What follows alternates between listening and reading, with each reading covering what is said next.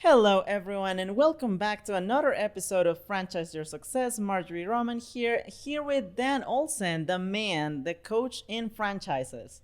How are you Well, doing? awesome, Marjorie. Great to be with you again. And I like the way you put that. Franchise your success. I mean, you think about it. What's franchising all about? We've talked about before. It's following a system. So why not franchise your success? Why not create a system for your success? In other words, franchising is a system that allows you to get there much quicker. I like the way you put that. And it's amazing because you can actually replicate it and have the same consistency and the same quality everywhere. So, one of the questions that we got on social media was, how do I choose the right franchise? All right. That is the big question.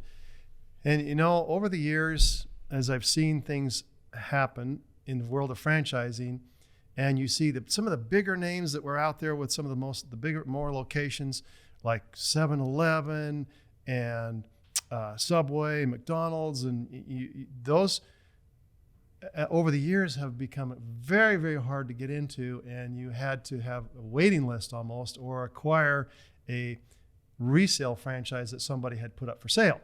So you start looking at the bigger brand names like that, and even some of the names that have been up and coming that have started from scratch that I've seen start from basically 1, 2, 3, 4 locations and grow into 1,200 locations or whatever, like Massage Envy and some of the others. It's like, they all start with one, but where do you fit in and where do you try to find something? And I look at things as more mature franchise companies, like let's say a Massage Envy or Subway or something like that, or the Jersey Mike's or whatever you want to call it, that have been around for a while. And it's a little bit harder to find a good location for those, and it's a little bit harder to find actually an area that's available. In fact, I even helped my niece a while back with Orange Theory. She was looking at Orange Theory Fitness, and the only place left in the whole country was Wyoming, and she was going to have to move from like Oregon or wherever she was at the time, Washington, to Oregon or to Wyoming to put in a location because that was the only one left. So it's like investing in stocks or whatever. Sometimes you want to try to buy when it bottoms out, but do you want to buy when it's at its a franchise or invest in a franchise when it's at its peak and there's really not a lot left? Sure, that's if you can fit in and you can actually find a location, that might be the way to go. But what I've done is I've learned to look for more of the emerging franchise, and sometimes we call more micro emerging, where they're even smaller. So especially in a master franchise. So if you wanted to try to buy a master franchise for let's say a big food company that's been around for a while, you probably couldn't because they're already taken and nobody is offering them up for sale. And if they were, you may end up spending or investing 7 figures easily to jump into one of those master franchise that's already been up and running. Same thing with some of the single units. You ended up investing in a resale that's a little bit higher. So my little niche that I've found quite a bit of success in is more of the micro or the emerging franchises. So they may only have 5, 6 locations up and running, or they may only have 10, 20, 30 locations up and running. But you take a look at that and you look at the system that they've created. And 2 main things that I look at as a system is marketing. What is driving the client or the customer to that franchise? What type of marketing are they using? And in fact, that's what I used to help my son-in-law a while back. He says, "Hey, I read your book and I want to use some of my home equity or whatever I can use to get into a franchise." And so I helped caution him, and I'm grateful that he felt like he could come to me. And what a wonderful man my son-in-law is, because he takes counsel and he wants to do the right thing. And so he was looking at all these different programs, and this was one of those franchises that was a micro emerging. It was like one of the very first of its type. So I wanted him to take some very special care of how he got into that franchise and how he invested in that. So I told him, get down to the roots, look at the marketing system. how do the existing locations drive customers to that program, to their store? Because if they can't do that successfully, it's all about marketing and sales. That's how we have a business. We can't do a business without having sales. So I had him dive in and examine those marketing programs, because he could see the financials of the other franchise. Sometimes it's kind of hard. Franchise companies don't release this, but he was able to see some of the financials, which I'm grateful he was able to do that. But then he can actually see how the customers flowed to that. So when you're looking at an emerging franchise company, which I think are where the potential really is, the up and coming, you can be on the upward curve of the bell curve. You can be before it reaches that chasm where it starts to really take off. As long as you can see that investment flourish with the other franchisees and the company, and look at the numbers, look at the marketing, and feel secure that there is a system to follow, and that you know that there's going to be good training, there's going to be good support behind it, so that you can rely on that and succeed. That's where I look. And that's kind of a overlooked space, I think, is some of those micro emerging or emerging franchise companies. And the other thing is, with those, they're not quite as strict in their franchise agreement. Because if you try to go get a well-known franchise, whether it's, let's say it's a food franchise like a Costa Vida or whatever out there, they're going to be much more strict in their agreements than a micro or a emerging franchise.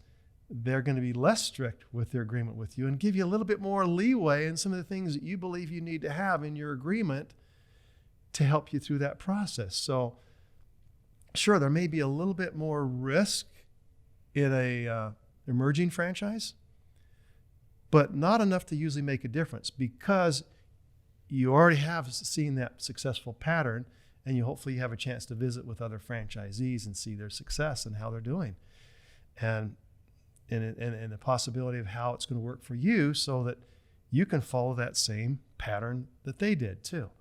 So that's been my little niche, is more of the micro emerging. There's a lot more benefits to that. That's amazing. And yeah, it sounds like micro emerging franchises are the way to go.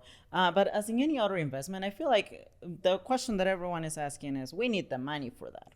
So how do we go about finding the funds for purchasing a franchise?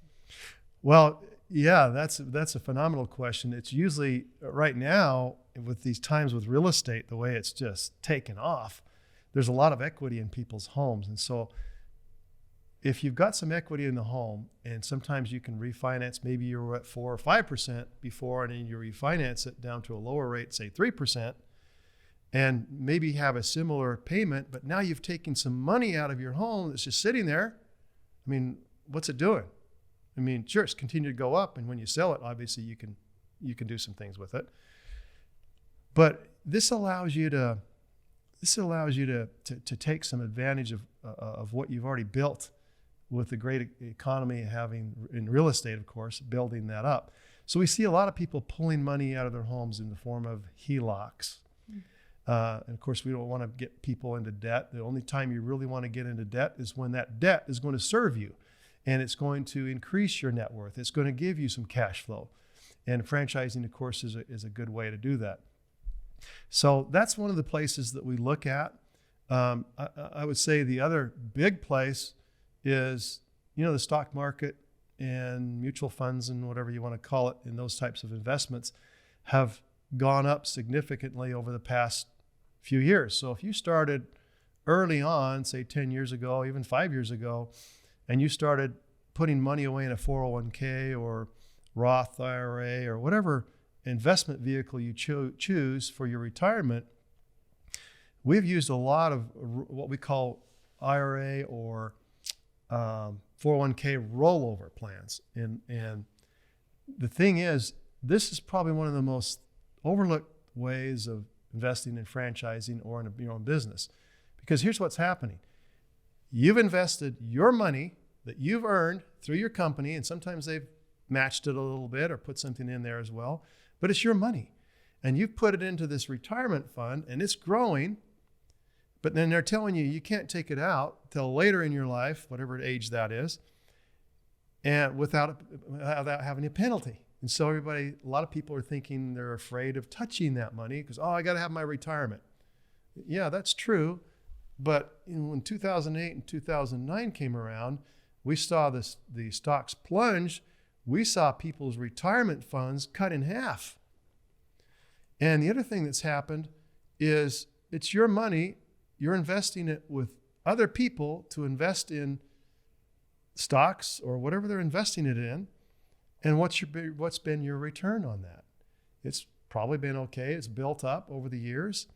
But but the question you want to ask yourself, do you feel that it's going to be cut in half again at some point? So maybe you want to be able to have access to those funds at some point. But as you look at that way to come up with your investment vehicle, the other question you want to ask yourself, is it better to let those mutual fund and stock market managers get me my 6% every year or 7% or whatever it's been over the years?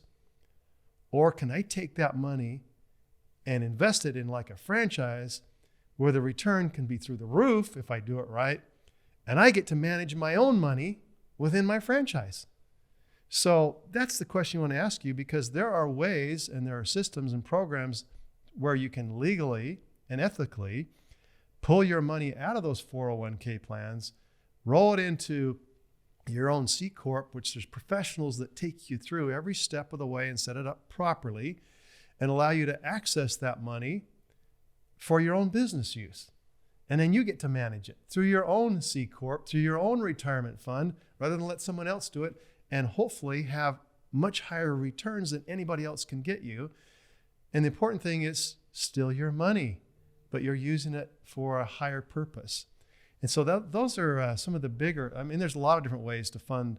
In fact, I had one just the other day. Sometimes we have parents who have built those 401k plans, and they're at their retirement, and they have faith in their children and the experience that they have, that they're willing to take some of their 401k or some of their investment capital, invest in their children, and get a higher return than they would somewhere else.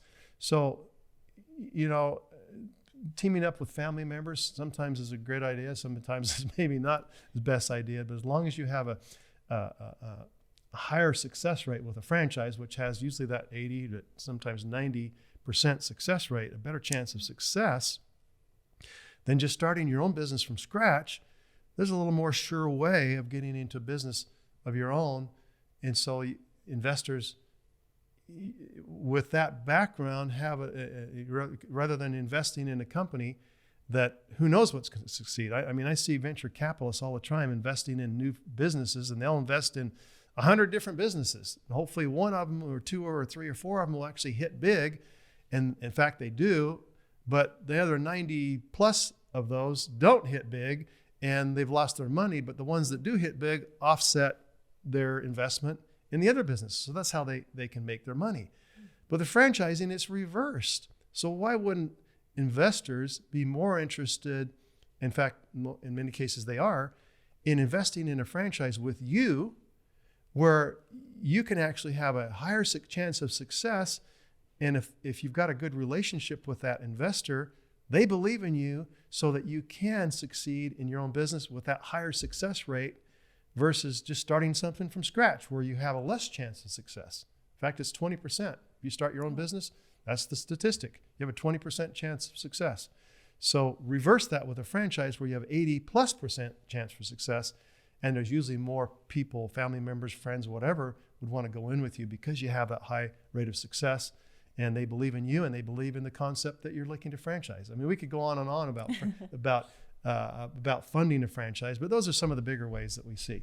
Gotcha. And I know that you mentioned like the 401k and like also pulling some equity, but let's say that you have a college student that is also looking at getting a franchise and they don't have a 401k or they don't have, let's say, a house yet. So how would they go about funding a franchise in that case? So that's a great question. And the ones that I've seen as college students, when you think about it, and I love college. It was fun to be in college and all that, going through that. But you know what? you think about the investment that you put in. So you came up with money to go to college, right? How much money does it cost for tuition? Oh. 10, 20,000, depending on the college you go to, probably for the year. And then your housing and all the other things you're spending, and you may be getting some student debt for that. Okay, you end up with $100,000 in student debt down the road after 4 years of college. And like what happened to me, I went through 4 years of college, didn't quite graduate, but I was fortunate to have a job. But there are some people that are not fortunate to have a job when they finish college, and they have struggled to find that job in the field that they went to college for. So, or if you start out in college and you start investing in your tuition in that education, which it seems to be a good investment, but what if you were to start out and get a little bit of college and then take the money that you were going to spend over the next 3 years? Let's say you have 1 year of college, you get a little bit of base, or 2 years, but then you take the funds, you can always go back and finish it. In fact, I plan on going back and finish. In fact, the university that I went to, I saw an article a number of years ago who was a mentor of mine, it was a boss of mine. He went back to school and got his degree at 93 years old, and he was the oldest graduate of I went to 2 different universities. One of the universities that I went to. So if I'm that age, yeah, I'm going to go back and finish my degree. Just say I've done it. I'm going to beat his record. If I'm old, if I'm at 94 and have the capability to do it, I'm going to go back and do that and finish it, just to say I finished it. So I'm not saying drop out of school because you may have your goals and dreams, but I'm saying look at your investment carefully. So if you were to take the last 2 years of what you're going to spend on tuition and come up with that money instead and put it into a franchise, would you be better off? And the question is probably yeah, because now you have an investment where you're generating at least probably what you were going to be getting at your job, but now you've started to invest instead of continue to go to school. So replace that is one of the things. What I'm saying is if that's an option to you, I'm not saying don't, maybe your parents and maybe you really want to finish that degree, and that's great, but that's an option. Replace your investment with the tuition and other things that you were going to spend anyway, and just work to build a little bit of cash flow. Now, there are some franchises, depending on the franchise, that you can get into for under $30,000, depending on the franchise you want. So oftentimes a parent or a sibling or a good friend, you go in together and you put in $5-10 grand yourself, and they put in a little bit, and you go to work, and usually those are going to be more brick and mortar type franchises, and there's a ton of those where you can start and build something very, very special. So you can start something like that and build a franchise company and build some a nice piece of equity and cash flow, and then go back to school, or do it while you're going to school if you can come up with a little bit of extra money to do that. The ones that have access to a little bit more capital, even the brick and mortars. And I'm thinking of one right now. Food sometimes takes a little bit more capital to get started. Service type businesses are usually a little less. But what happens is the environment of lending right now, through our government backing it up through SBA or other types of programs, but banks and people who are, sometimes you can get a cosigner to help you. That's probably the easiest way, is you go to the bank, get a cosigner, and boom, you're in business. But you typically need, for more of a brick and mortar, maybe around 60, 65,000, you need to have about a 30% down payment. So if you were to go buy a house without the mortgage insurance and things like that, you need to have a 20% down payment. So it's a little bit more. In today's housing market, I think the average house where we live here, median probably is over $500,000 now. Maybe it's closer to $600,000. So if you really wanted to go and buy a house without that mortgage insurance, I think it's still in effect, you'd need to have 20% of that down. So, or could you go take 30%, instead buying a house, rent for a little longer, take that 30% down, get into a franchise, and then with fairly decent credit, you don't have to have perfect credit, you can usually get a loan for the rest of the franchise. So that's that you're using for the equipment, you're using for the tenant improvements, you're using for the other pieces of startup equipment that you need to start your franchise, usually you get a loan for that. And so, anyway, I'm just thinking off the top how we've done it in the past, and those are some of the simpler ways, I think, to get into a franchise situation. For sure. And I feel like a franchise is such a great investment that allows everyone to be welcome in. It's not like for a specific group of people they are the only ones that are allowed to invest, which is really cool, to be honest. And also, one of the other questions that we got on social media is like, okay, we get it. We can participate in franchises, but how do I find the land for it? Yeah, so you've got to have a location, especially if you're doing a brick and mortar. A non-brick and mortar, run it out of your home or small office. Those are very easy. But if you're going to one that has a brick and mortar, it's usually a lot about the location.